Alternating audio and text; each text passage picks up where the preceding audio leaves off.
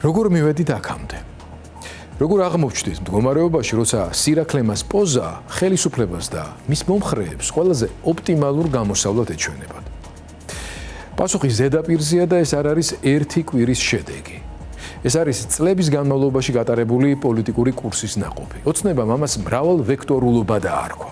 სინამდვილეში კი მისი სამიზნე დასავლური ვექტორის განულება, მისი მარგინალიზება, დასავლური უსაფრთხოების სისტემებიდან ქვეყნის გამოთიშვა და იმ ილუზიის გაყიდვა, რომ თუ საკმარისად ფრთხილად, ჩუმად და დამთმობლურად მოიქცევი, მტერი საფრთხეთ აღარ განგიხილავს და აღარ გიმტრობს. მაგრამ თანამედროვე სამყაროში, განსაკუთრებით ჩვენს რეგიონში, სუსტი და დაუცველი არავის ებრალება. მას იყენებენ. ძალაუფლების ენაზე მორჩილება პარტნიორობად არ იკითხება. ის აღიქმება როგორც მოწვევა ზეწოლისთვის.